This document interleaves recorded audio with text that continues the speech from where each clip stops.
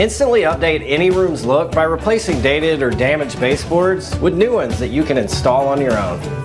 Why call a pro when you and a friend can do it yourself? So today we're removing these old baseboards. Yeah, they're a little drab and dated and definitely not doing much for this room, so we're gonna upgrade them to a nicer, more modern version. For the materials, you'll need baseboards, safety glasses and earplugs, rags, painter's tape, a drop cloth, construction adhesive, latex interior caulk, a wood scrap, and semi-gloss interior paint. For the tools, you'll need a measuring tape and pencil, a nail gun and finish nails, a compound saw, a stud finder, a hammer, a putty knife, a paintbrush, a utility knife, a pry bar, and a caulk gun. The first step, and it's an important one, is to take out the old baseboards without damaging the walls or the floors. You can see we've protected the floors with the drop cloth.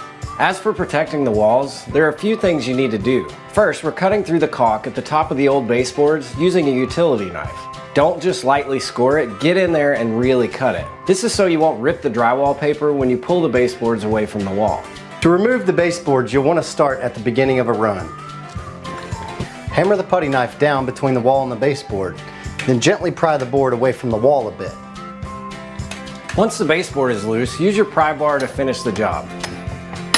And it's always good to have a scrap piece of wood on a project like this, just to put between the pry bar and the wall, to use as leverage so you don't punch a big hole in the wall. Go slow and pull one piece at a time. Remove any stray nails from the wall using a hammer or pliers. Keep in mind, sometimes it's easier to just tap a nail back into the wall. Then scrape off any old caulk using a blade or putty knife so you have a nice smooth surface to work with. With the old baseboards gone, we have a clean slate now and we're ready to install the new ones. We're going with a 5-inch baseboard that has a straight edge. This will give the room a more modern look. Take careful measurements of the room and make a note of anything that will affect your runs, like HVAC wall vents or low power outlets. All right, 12, 2, and an 1/8. Now is also a good time to note where your studs are located in the wall. Using your stud finder and a pencil, make a light mark about a 1/4 inch higher than your baseboard height, so you'll know where to nail when it's time to install the baseboards. Start in a corner and install the longest run first. Use a nail gun loaded with 2-inch brad nails and secure it into the studs of the wall. You don't have to use a nail gun for this, but it sure makes it a lot easier.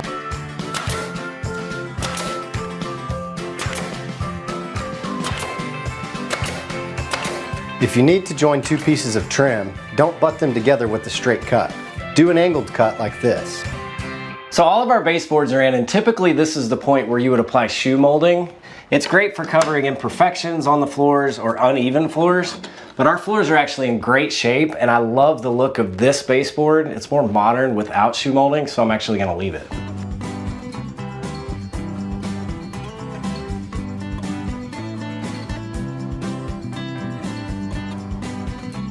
All right, we're using a damp cloth here to clean up the excess caulk. It makes the painting process a little cleaner. Yeah, it leaves it nice and smooth. And another tip is, go ahead and pull the tape off before the caulk sets up. It leaves a nice clean line.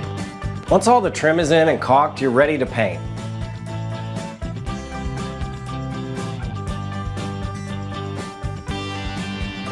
All right, bud, it looks good. Yeah. It's pretty amazing how much it transforms the room. New baseboards with their fresh, clean lines and architectural interest give any space an instant update. It's something you and a bro can easily knock out in an afternoon, so get to it.